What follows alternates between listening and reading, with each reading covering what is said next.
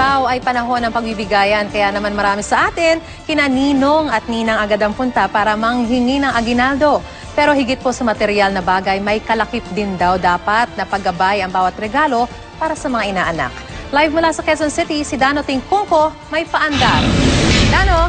Maris, Merry Christmas sa'yo, no? Pero bago muna yan, mano po Ninong, mano po Ninang, aminin na natin pag ganitong panahon ng Pasko, hindi lang yan pagbibigay galang, no? Kundi simula na rin yan ng paghingi ng regalo. Pero saan nga ba nagsimula ang konsepto ng Ninong at Ninang at naaayon pa rin ba ito sa ating nakagawian ngayon? Pag sinabing Pasko, mag-amina na tayo. Hindi ang ningning ng ilaw o lamig ng hangin ang nagpapatibok ng puso natin. Ano pa nga ba? Hindi regalo, di ba? At dahil bugbog sarado si Santa Claus, kakaikot sa buong mundo para lang mapangiti ang mga chikiting, sino pa bang tutulong sa kanya? Meet Santa Maria Teresa ay Ninang Maria Teresa of Barangay Kaunlaran, Quezon City. Kasama niya si Santa pero may sikreto si Teresa.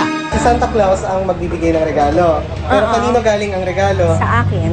At kung nagtataka kayo bakit sangkaterbang laruan ang hawak niya, ang mga inaanak niya, too many to mention, ika nga. Yung eksaktong bilang kasi, hindi ko masabi. Pero Too many to more mention. than, more than 120. Actually. Inalok ka sa binyag para maging ninang, blessing daw yon. So hindi ko talaga tinatanggihan. Sa dami ng inaanak niya, nakalogbook na sila. Inaanak sa binyag, kumpil at kasal. At imbis sa bahay ang kitaan, sa barangay hall na naging mini toy store sa dami ng laruan. Kasi minsan pag sa bahay namin, pati mga kapatid ko kasi may mga inaanak din. So naghahalo-halo sila or minsan nagdodoble para. Gusto niyo rin po ba magkaroon ng 120 mahigit na inaanak? Hindi. Ilan ang inaanak niya? Hindi ko rin mabilang. Actually, masaya kasi alam mo na yung ninang niya mapagkakatiwalaan talaga.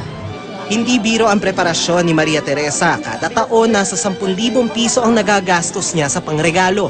Pero ni minsan daw, hindi niya tinaguan ang kanyang mga inaanak. Kung tutuusin ang konsepto ng Ninong at Ninang, nagsimula sa ideyang may ikalawang magulang ang isang bata. Ibig sabihin, sila ang gabay sakaling wala na ang tunay na magulang. Pero unti-unting binago ng panahon ang papel ng mga Ninong at Ninang. Siguro, ang naging blur sa ating kultura ay yung evolution from the spiritual gift ng isang ninang tungo sa material gift ng isang ninang.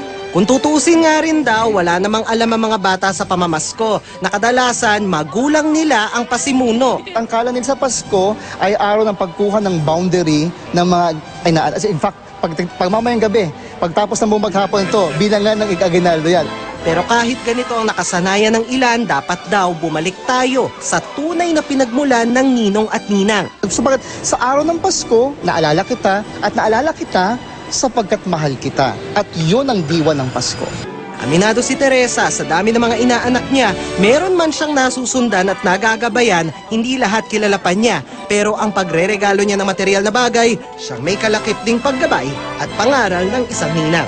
Nakakapagbigay ng excitement sa kanila at saka ng saya sa tingin ko kapag nakaka-receive sila ng regalo. Kasi hindi naman all throughout their lives kayang gawin yun sa kanila ng magulang nila. Pero pag ako naman, halimbawa, pag abot ko naman ng regalo, sinasabi ko, ay mag-aral kang mabuti ha.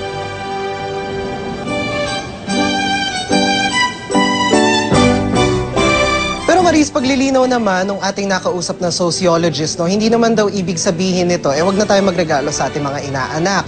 Yun nga lang, hanggat maaari, iwasan daw yung pagbibigay ng pera kasi baka mali ang impresyon na maibigay nito sa bata. Sa halip daw, ang mas maganda ay magbigay ng regalo na pinag-isipan at yung halata naman na para sa ikabubuti ng inyong mga inaanak. Maris. Dano, Merry Christmas din sa'yo. At in fairness, sosyal ang iyong ninong, si Santa. Pero anyway, tumpak naman talaga yung sinabi mo sa iyong balita. Pero sabi rin kasi ng mga eksperto, minsan, nakukuha raw ng mga bata sa mga magulang nila mismo yung laging pag-e-expect ng mga regalo sa mga ninong at ninang. Paano ba dapat yung approach dito ng mga magulang? Kasi more than the gifts, talaga namang yung paggabay, yung kumbaga spiritual guidance din, yung mas mahalaga kung bakit kinukuha ng mga magulang yung mga ninong at ninang, di ba, nung binyag?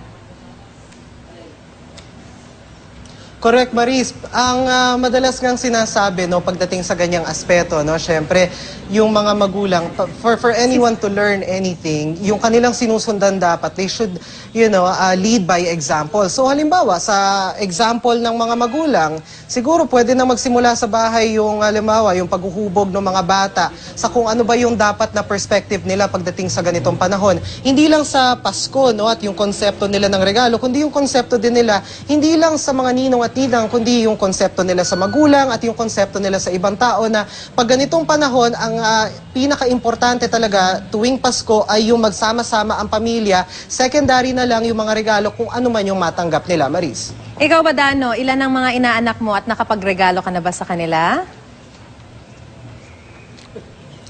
Ako, Maris, ako rin, aaminin ko, too many to mention din ako. At dahil nga sa ating trabaho, no, ay ngayon pa lang din tayo nagsisimulang mag-ipon-ipon at mamili ng mga paunti-unting regalo para sa ating mga inaanak. Pero para dun sa mga inaanak ko, no, sigurado meron naman kayo maabutan ngayong Pasko. Siguradong hindi ka magtatago dahil alam naman nila kung saan ka hanapin, Dano. Tama, Maris. Yun nga, balikan natin yung sinasabi mo, no? Na, like for example, yung dinidiscourage yung pagbibigay ng pera. Kasi syempre, medyo marami sa atin siguro yung tinatamaan din dyan. Dahil nga, alam naman natin na sa pagiging abala masyado sa trabaho, minsan talagang nahihirapan na tayong mamili sa mga iba't ibang mga pamilihan at sa dinami-dami rin na karamihan sa atin ng mga inaanak, ang hirap pag-isipan ng bawat isa, iba-iba pa yung mga ages na yan. Paano ba yung approach sa ganito? Paano ba natin maaaring ipaliwanag na Naku, Maris, kaya pera yung tama binigay nabanggit natin? mo, no? Halimbawa, yung Etong nabanggit natin, no? Like, halimbawa, itong mga nakaraang linggo, yung traffic, yung problema sa traffic, yung hirap pagsakay, yung hirap pagmaneho. Siyempre, hindi ka pupunta ng mall para, alam mo yun, yung kung pupunta ka man ng mall, talagang susulitin mo na yung iyong panahon. Hanggat maaari, sabi nung ating nakausap ng sociologist, huwag pera sana dahil mali nga yung magiging impression ng mga bata. Baka every year, yun lang din ang kanilang i-expect at yun ang maging standard nila ng isang magandang regalo.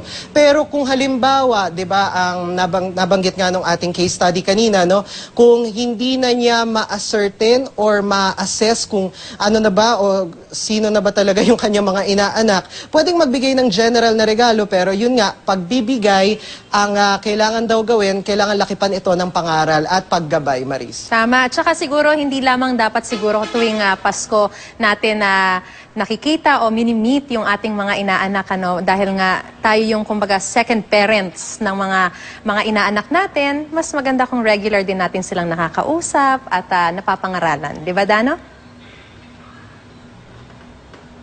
Correct, Maris. Ang tunay nga daw na sukatan ng isang godparent, no, ay hindi lang yung kung kailan Pasko o yung birthday ng inaanak, kundi the rest of the year at yung buong buhay ng kanyang inaanak.